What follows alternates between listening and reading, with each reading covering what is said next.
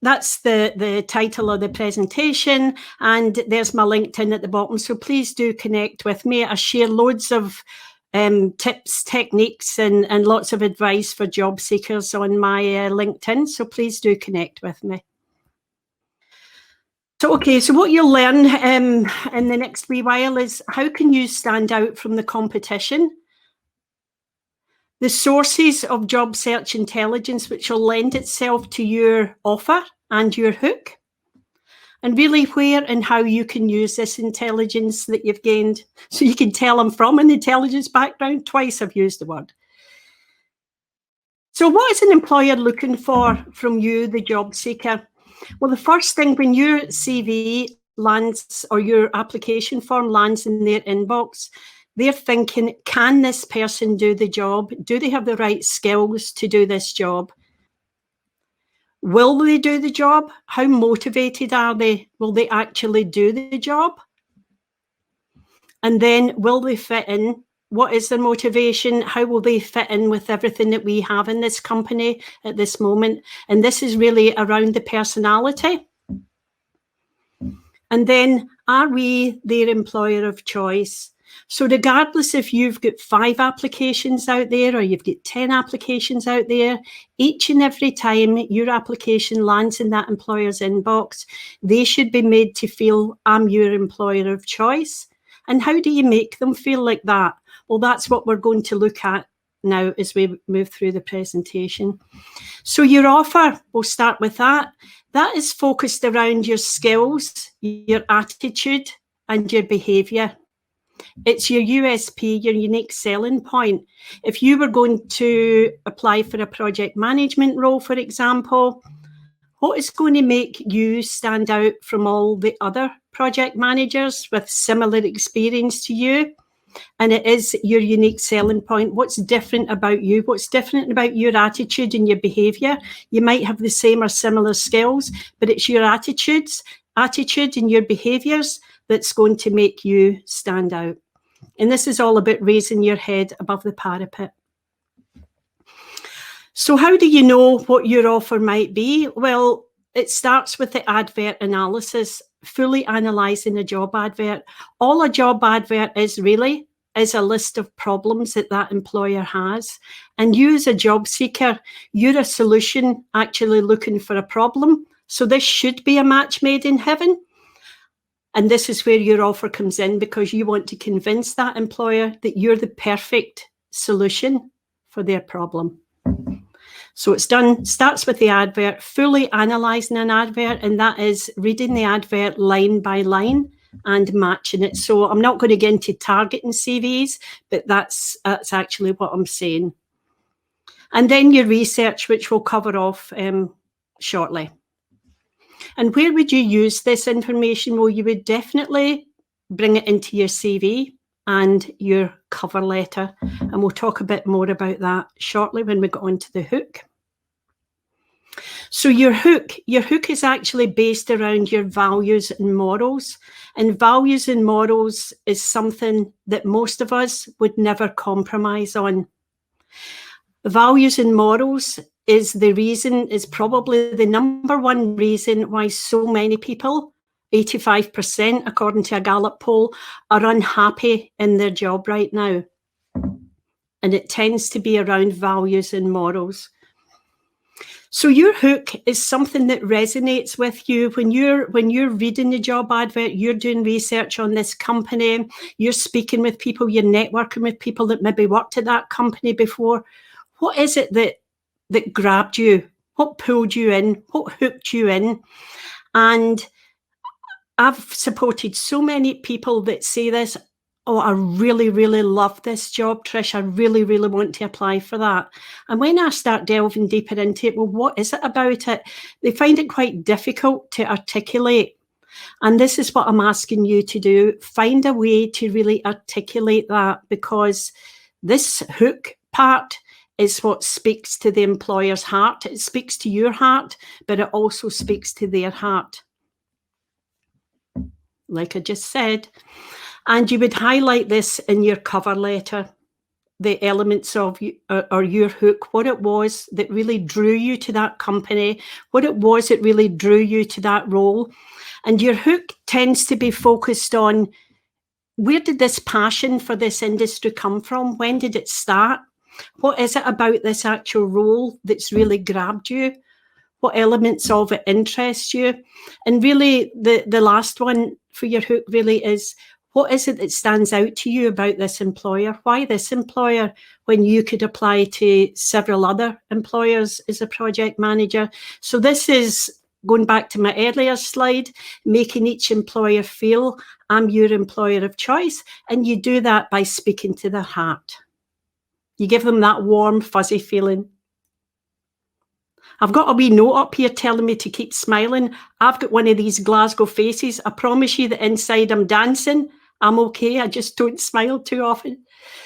Right, so this combines your hook and your offer, really. What is your value add, or where is your value add, and what is it? It's actually all based around your achievements. When have you gone that extra mile? When have you exceeded expectations of work at work? When have you gone above and beyond? And what is it in your attitude, in your behaviours, that's made you successful when somebody else, a colleague, might not have been? And it's always worth comparing yourself to a colleague, especially when you've done something above and beyond. Why did you do that? Or if you were headhunted or specifically selected for a specific task, why did they choose you? You know, what does your line managers say about you?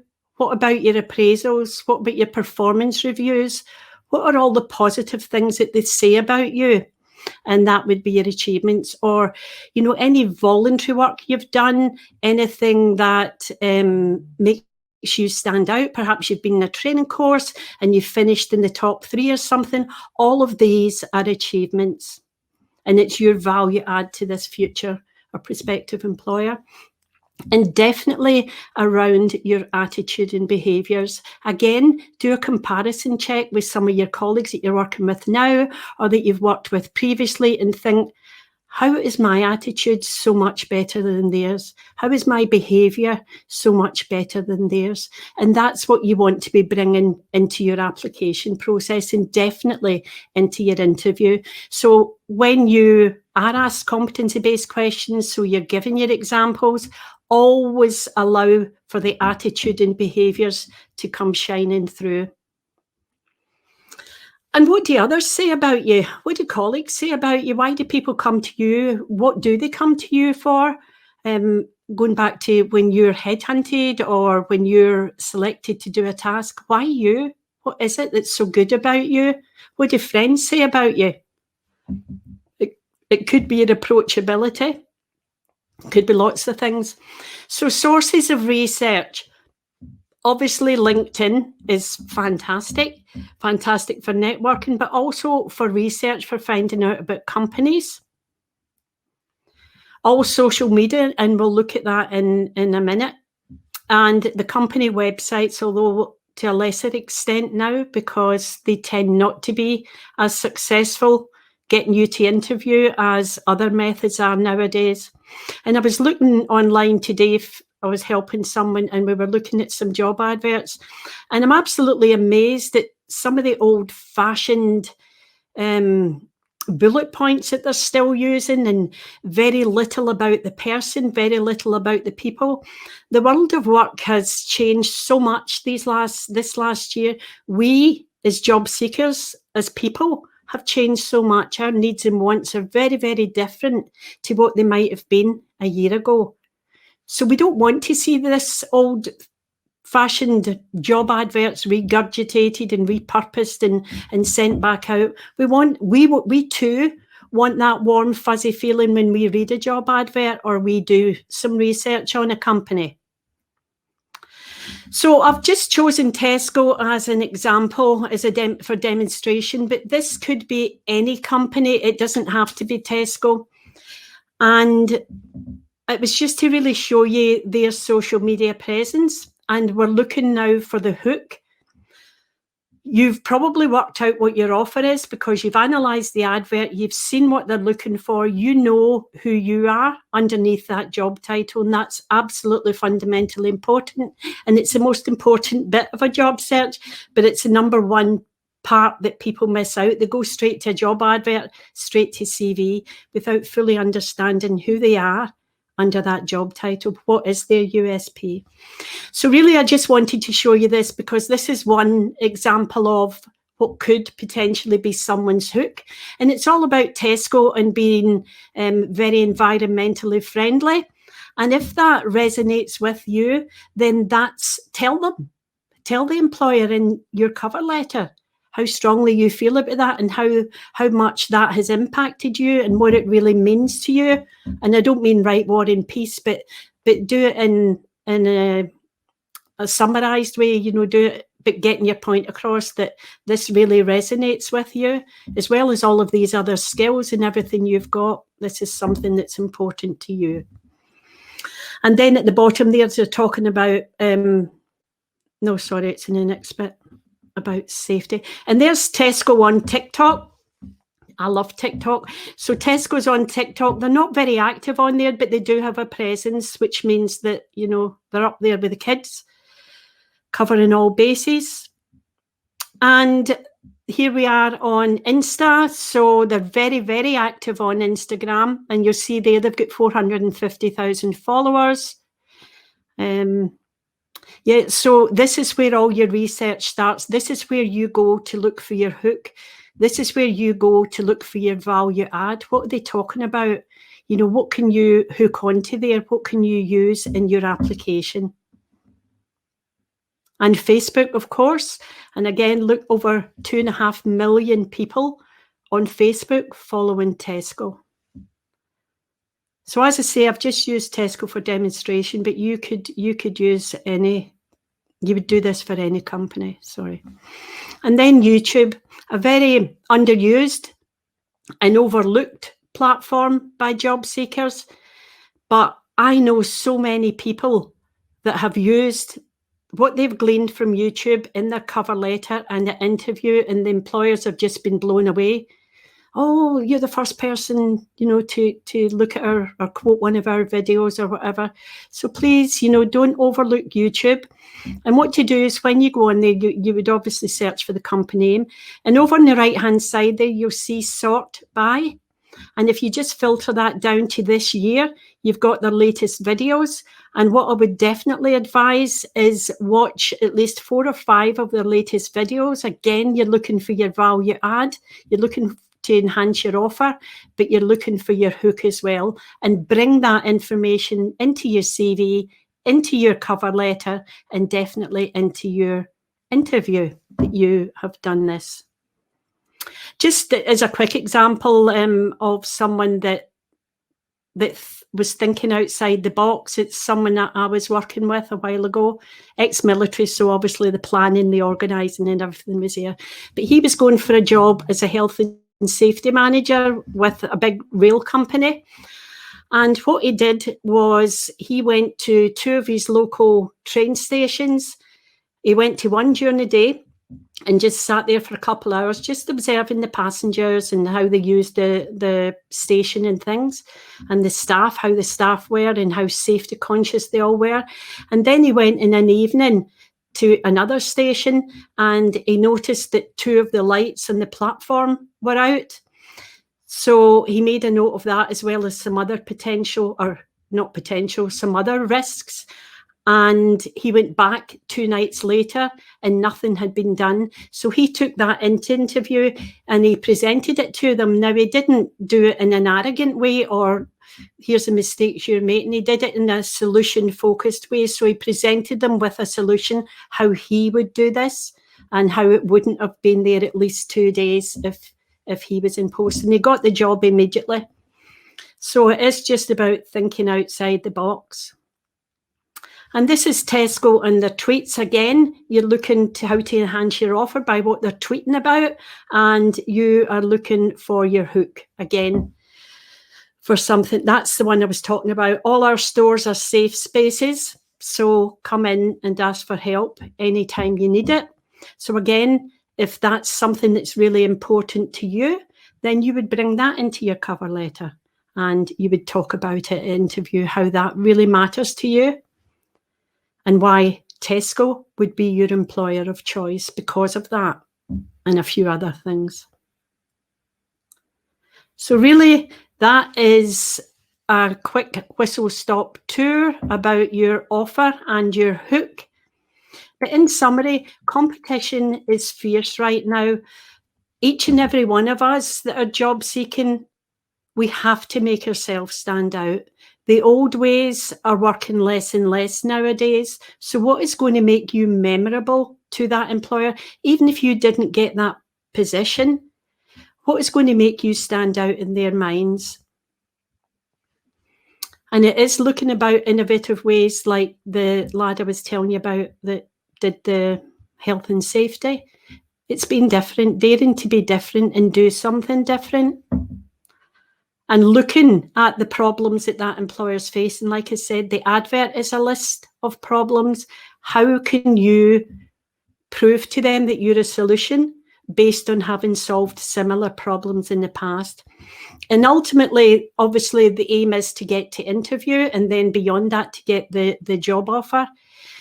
But really, if you really know yourself, you know who you are, you're quite confident, you believe in yourself and you believe in your offer, and you know what it is that's drawn you to that company, to that position, then really your mindset should be going to that interview confident in the knowledge that that employer really needs you, and you're going there to convince them, not arrogantly, but confidently and with humility, just how much they actually need someone like you.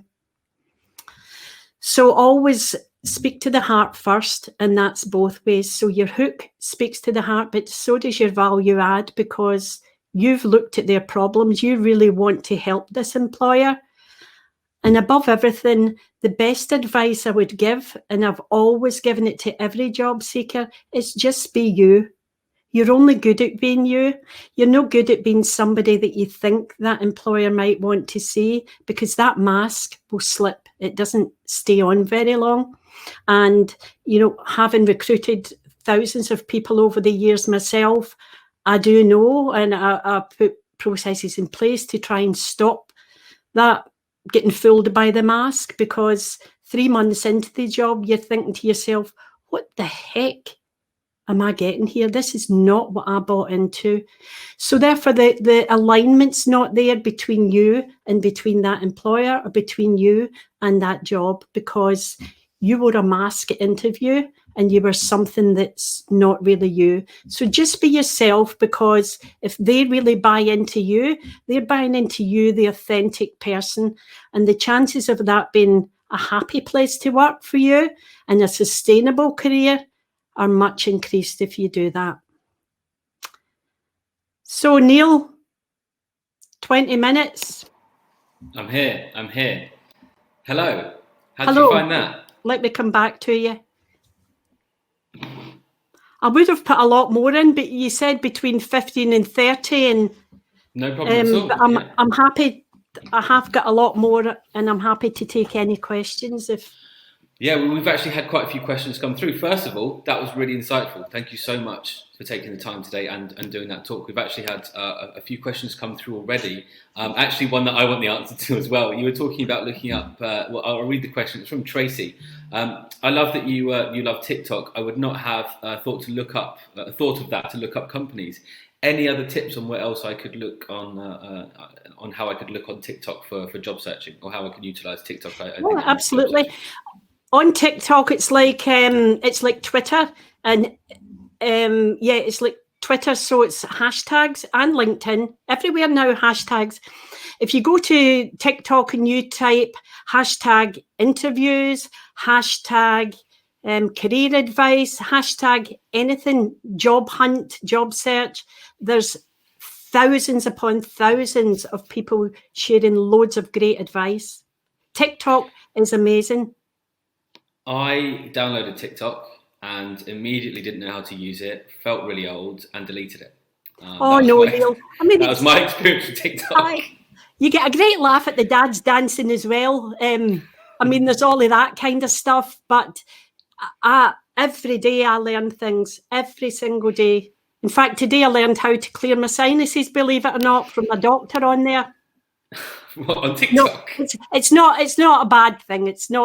Nothing comes out or anything, but it's just how to just clear them. I wouldn't just as like a disclaimer, don't take your medical advice from TikTok, no, right, guys? No, he's a real doctor. He's a real doctor. In case anyone does anything stupid, I'm not liable, neither is Trish, for our advice. I hope that answered your question, but happy to answer any more on TikTok or any of the platforms.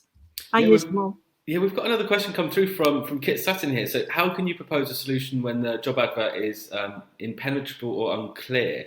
I've seen some that are either total jargon or just 3 sentences. What should job seekers do to identify how they solve that problem, especially if they suspect it's a good fit because of the job title and organisation? First of all, I want to touch on one point that you spoke about. Some job adverts are terrible these days, aren't they? I mean, like they were terrible 10 years ago, 12 years ago now, when I first started in recruitment. And you're right, it's still those bullet points. You know, it's shocking. It is, isn't it? Sometimes I'll see, you know, and I have a recruitment background, so I kind of feel an affinity for that group of people, and I understand the pressure that they're under a lot of the time. But I've seen some just copy and pasted. Yeah. And people often say to me, you know, this job spec doesn't reflect the role at all. And I said, well, there's a good chance that they just copy and pasted that job spec from somewhere else, from the last one that they used and posted it out. And also, one of the challenges you face is job specs are typically a wish list. Right, even if it is correct, most of the time it's a wish list. It's a hiring manager saying, "Oh, I would love someone with 10 years experience with a technology that only came out 2 years ago." Of course you would. I bet you would. And I'd like to pay you the salary of an intern sometimes. But you know, I think it's important to remember that not to take exactly what you do see on those job specs too seriously. But sorry, back to Kit's question. I've rambled for a little bit. How can you propose a solution when the job advert is impenetrable or unclear? I've seen some that are either total jargon or just 3 sentences. What should job seekers do to identify how they solve that problem, especially if they suspect it's a good fit because of the job title and organisation? Well, if you've done your research and you think that, or you know that you could be a good fit for this job, I would start networking then. Or, I mean, I'm quite bold and a risk taker. I would actually phone them up and say, I'm finding your job advert a bit unclear. Can you tell me, or someone tell me, what is actually meant by this bullet point here? Or I don't think they're deliberate. They just, like Neil said, they just cut and paste, regurgitate. But that's what the interview's for. And I suppose you've got to understand the job advert first to be able to target your application to get to interview.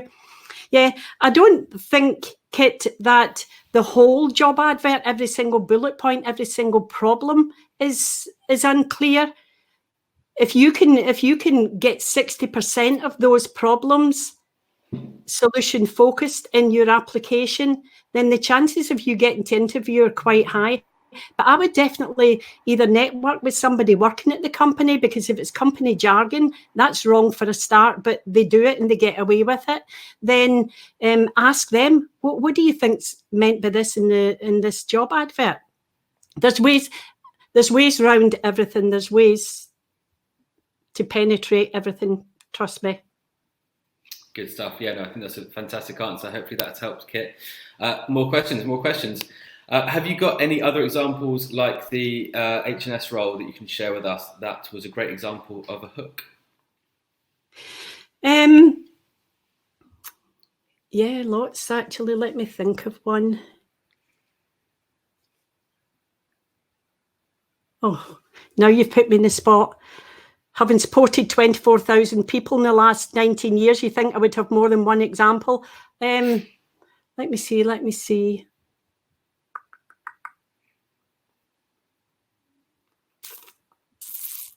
No, I do. I'll put them on LinkedIn, but I can't think right now.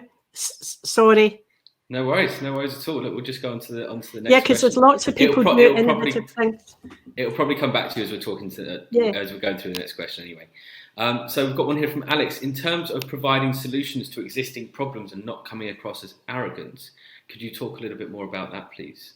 Yeah, sure. So when you start to analyse the advert, you're starting, first of all, you would highlight everywhere you have to match. The first thing I would suggest you do is copy the whole advert into a Word document and then use your word highlighter to highlight everywhere you're going to match, so you know exactly what problems you have to provide a solution for. So for example, if the employer says in the person specification, they want someone that works in a collaborative and consultative way, or someone who's not afraid to challenge the status quo. I've seen quite a lot recently. Then when have you done that before? When have you provided that kind of solution? When did you challenge old and antiquated ways of working and produce the result? What was the outcome of that? So there you've provided a solution based on having done it before. So they know you're not somebody that's just going to sit back. You know, most employers don't want that person that sits in a team meeting and just sits there, nor do they want the gobby one, you know, that never shuts up. They want that balance, but they want somebody to challenge the status quo, to ask all the whys, to have that high level of curiosity. Why do you do it like that? So going back to the question, it's actually taking each problem in isolation and then straight into your CV and demonstrating. Use your numbers, you know, quantify and qualify as well where you can. Demonstrating where you've solved a similar problem in the past. Yeah, I think that's good. I think one other thing that's to the point in terms of how not to come across as sort of arrogant and when you're solving those problems is it's just important to, a lot of that's just tonality, isn't it? It's the way you phrase things. You know, I think a good solution would be this, and to the point about, you know, employers not wanting someone who's going to be quiet in the room and also not the gobby one as well. I worked with this. Well, I'll have to be careful about how I say this. I worked with a large multinational consultancy, and one of the senior people there, well-known company, said, "I'm sick and tired of hiring people that agree with me." He said, I'm just, you know, I want someone to come in and say, you know, why don't we try it this way? I don't want someone to come in and tell me how I can do my job. This is a very, very senior director in the technology side of this company.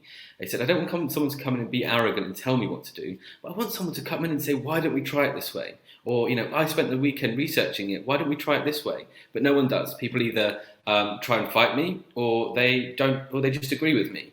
And he said, Neil, can you bring me some people who are outside of that, please?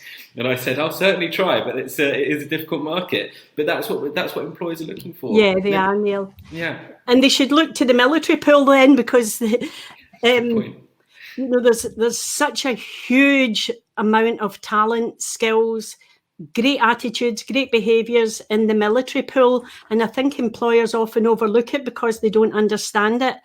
There's so many transferable skills sitting with people in the military. But I could give you 1,000 examples of confidence and arrogance because they're very, very closely aligned or linked.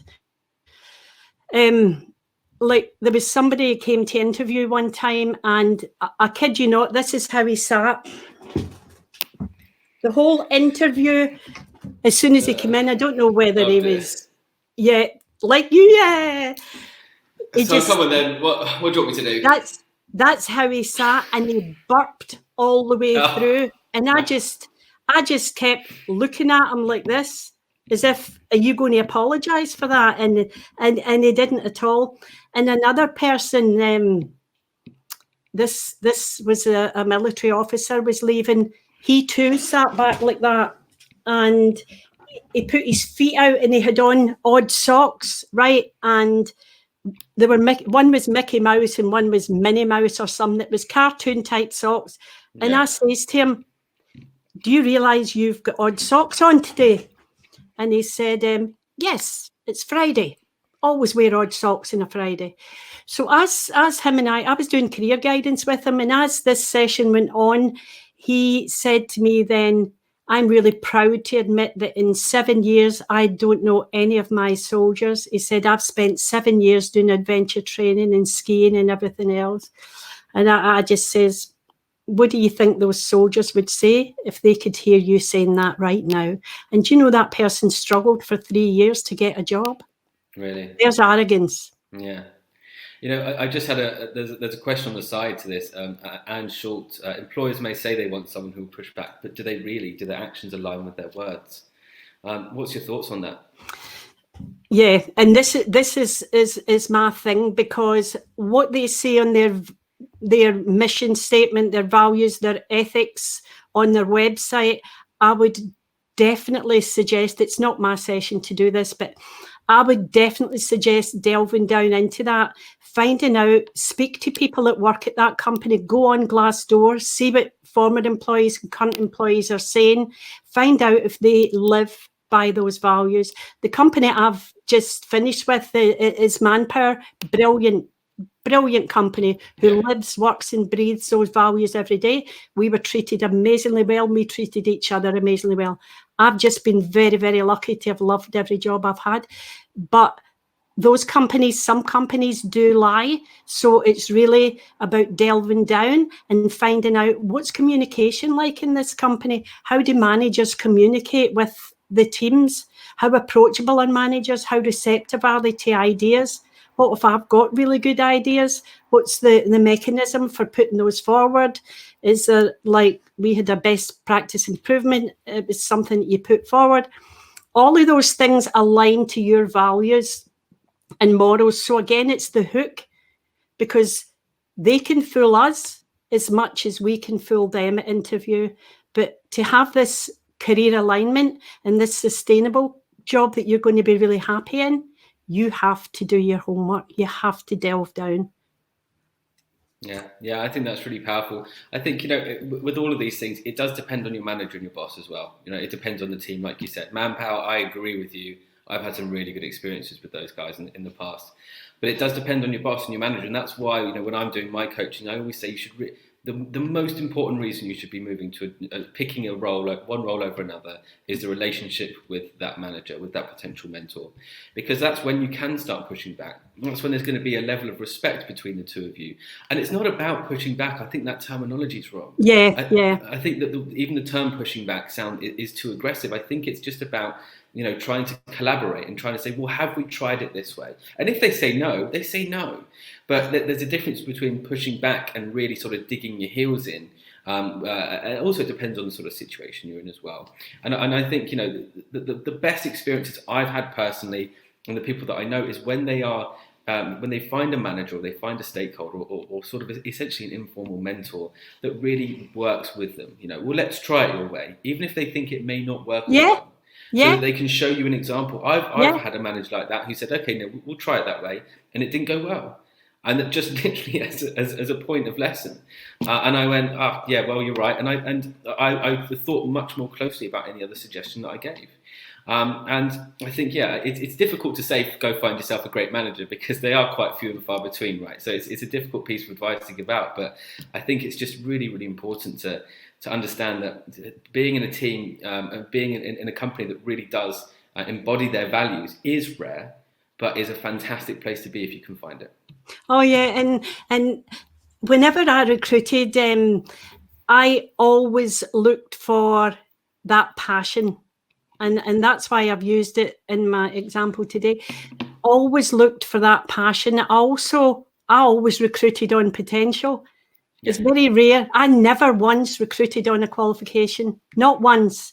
And no, I didn't recruit on it, but I took highly qualified people twice, and neither worked out. And I've always recruited on potential. Like someone I recruited 2 years ago, he won't mind me saying, I don't think he's on this, but if he watches the replay, he was a tuba player, and he came into a career guidance environment. So going from being a tuba player in the Royal Marines Band, and he's fantastic because he had a real passion. He'd done his homework. He'd done all his research. He knew what his hook was. He knew what his value add was to our organisation. Another wee girl I took one time into career guidance, and you know the reason why? Because one of the examples she gave, she did some charity work and she sat in a dog cage for 24 hours and raised loads of money. Number one, my absolute passion is dogs, animals. I love them. So she got my heart straight away with that. And the fact that she did this for a charity, and it was the Dogs Trust, which is a really good charity. So I go back to what I'm saying. Maybe I'm weird, maybe I'm odd, but our director always says, Trish, you recruit great people, because I recruit for potential, and always. And I recruit potential decision makers too, because that makes my life dead easy. If I can help people get confident and make decisions, and if this is you, one of the job seekers on this today, and you are that person, you are allowed to make mistakes.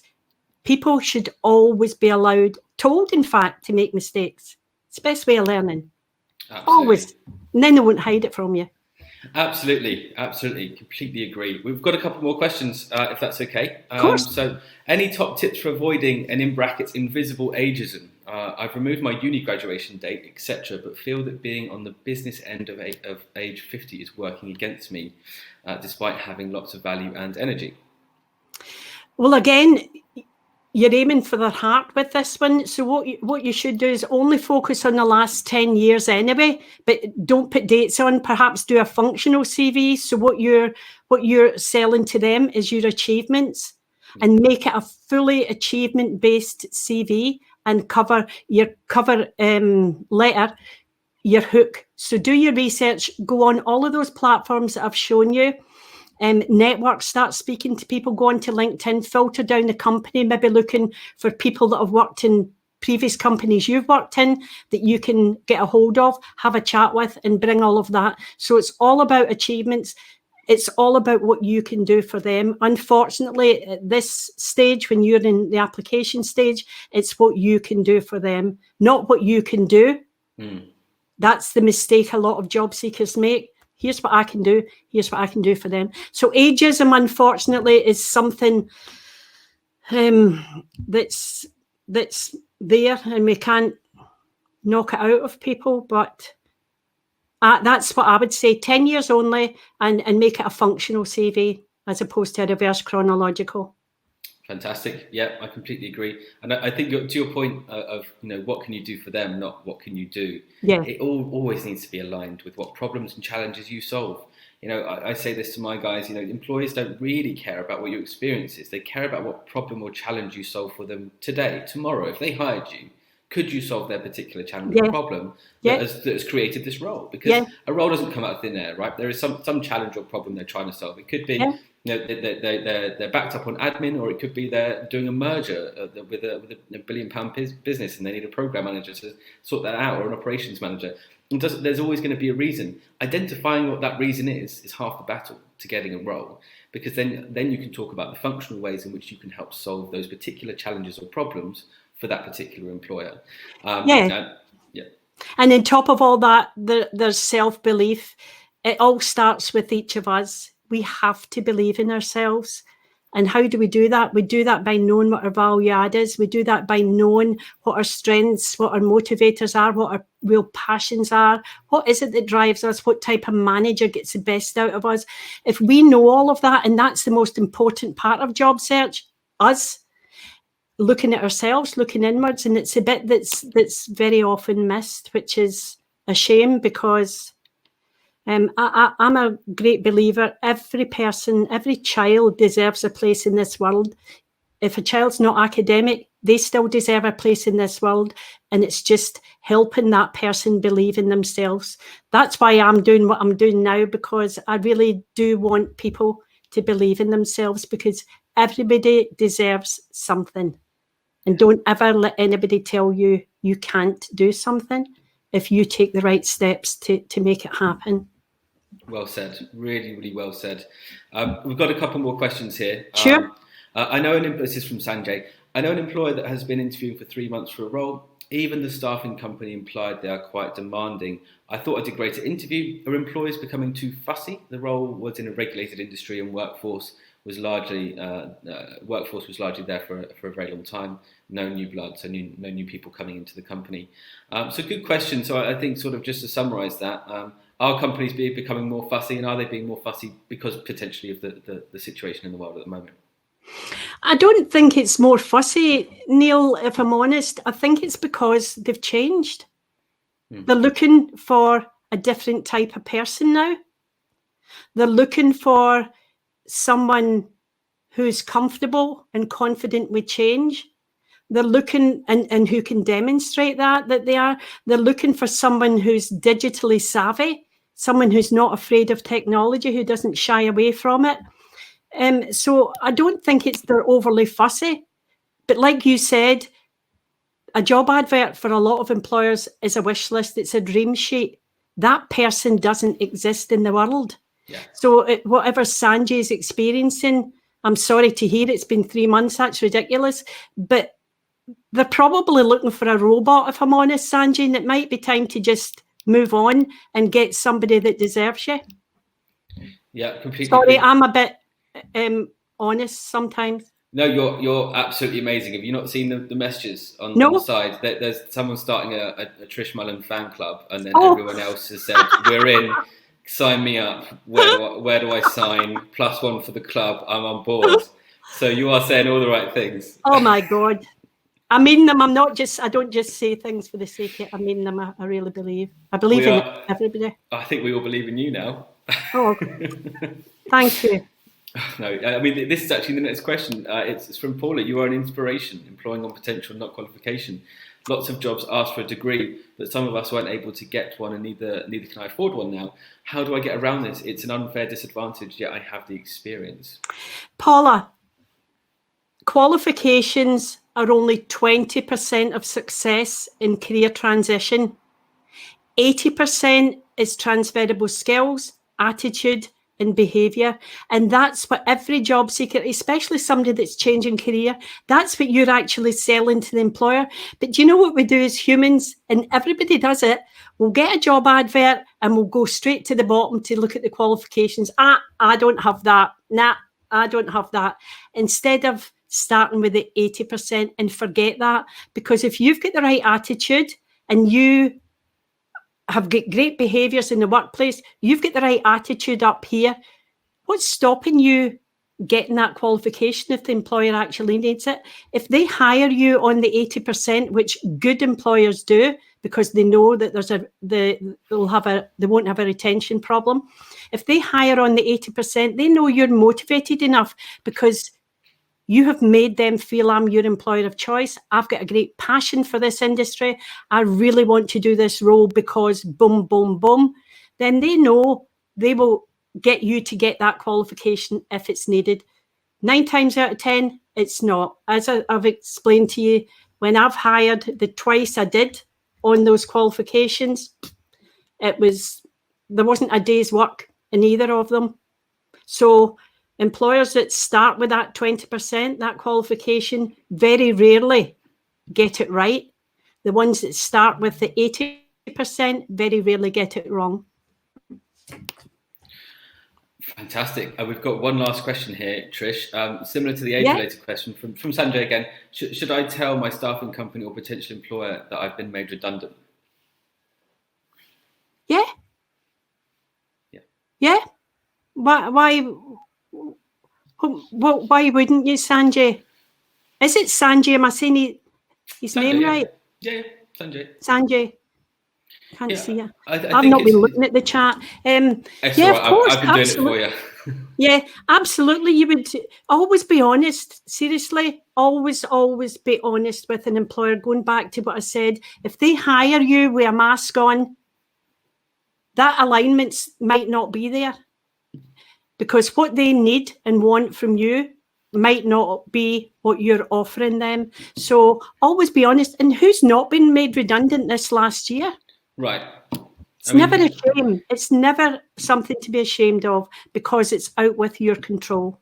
And it's the job that's made redundant, not you. I Yeah, think it's that's not really you, the important to person. remember. Yeah. It's not the person being fired, No. it's the job being made No. redundant, and that's no fault of your own.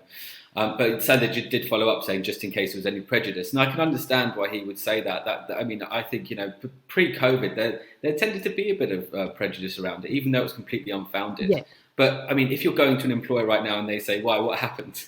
Why were you made redundant?" and you go, "Well, did you see what happened in the last couple of years? You were around, right?" They should understand.